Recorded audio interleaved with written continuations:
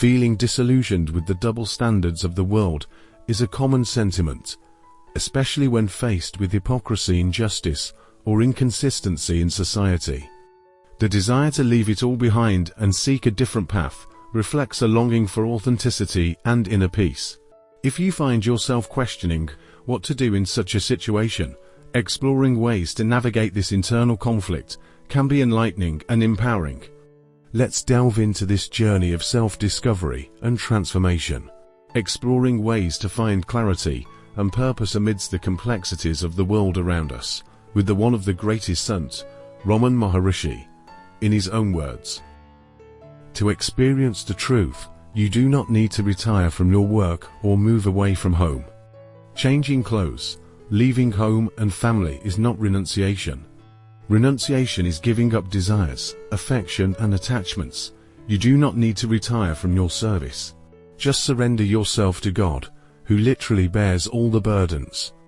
The person who renounces desires, merges with the world and spreads his love throughout the world.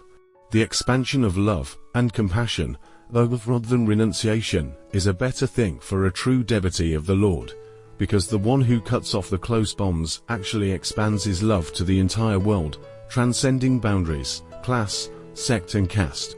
When a sage gives up his clothes and his home, he does so not out of hatred towards his close relatives, but to extend his love towards everyone around him. When the love affair happens, the man does not feel as if he is running away from home, but like a ripe fruit gets separated from the tree, he gets separated from home. It would be foolish to leave your home or work until then. You are a householder. Why do you think so?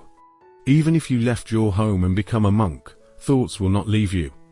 Whether you stay at home or leave it and go to the forest, your mind does not leave you. Ego is the root of thoughts. He creates the body and the world and forces you to think that you are a householder.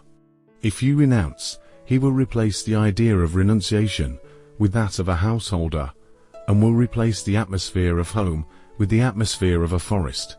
In this way, the obstacles created by the mind will always be with you.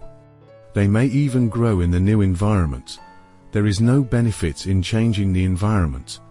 The mind itself is an obstacle, and you must control it whether you are at home or in the forest. If you can do this work by living in the forest, then why can't you do it by living at home? So why change the environment? You can start your efforts now, no matter what the environment. This feeling of I do is a barrier. Ask yourself, who does the work? Then karma will not bind. It will start happening on its own. Do not try to work or not to work. Your effort is bondage. What is inevitable will happen. If your destiny is not to work, then even if you try, you will not get work done. If you are destined to work, then you cannot escape from work. You will be forced to work.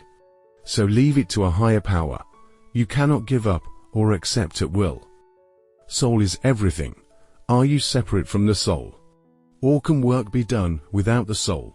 The soul is the universal soul. Hence all the work will continue to happen automatically without your efforts to join or not join them.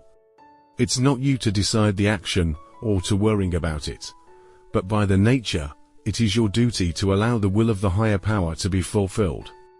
You can stay where you are and continue your work. What is that inner flow that gives the mind consciousness and power to work? He's the soul. So that is the true origin of your actions.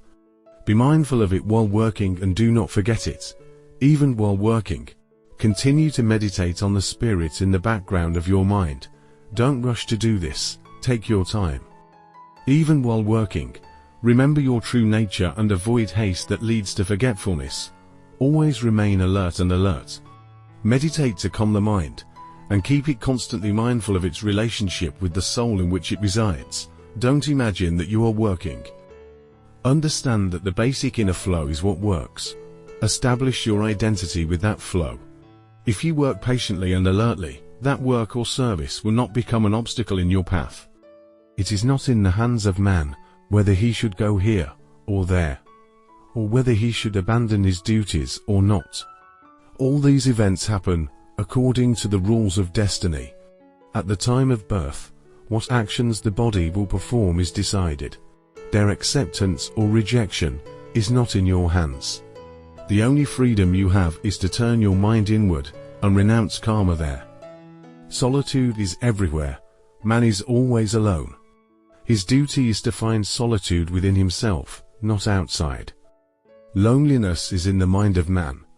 He can maintain a peaceful state of mind even while being engaged in worldly affairs. Such a person is always alone. Secondly, if a person cannot keep his mind under control even after living in the forest, then it cannot be said that he lives in solitude. Solitude is the work of the mind. A man attached to desires cannot find solitude wherever he lives, whereas a man without attachment is always alone. So, an action done with attachment is a bondage, and an action done without attachment has no effect on the doer. One who works in this way is alone even while working. Take the concrete example of your coming here. Leaving home, you sat in a bullock cart, boarded a train, got down here at the railway station, sat in a bullock cart again and came here. When asked, you reply that you travelled from the city to here. Is it true? Isn't it the fact that you remained as you were, and there were vehicles moving along the entire route? Just as you blame yourself for the illusion of movement of vehicles, the situation is similar for other tasks also. All works are not yours, but God's. Does an actor who plays a woman on stage forget that he is a man? Similarly, while acting out our own lessons in the drama of life, we should not become identical with these lessons. The one who resides and wanders in the Absolute is a true Absolute. Then the question of desires does not arise.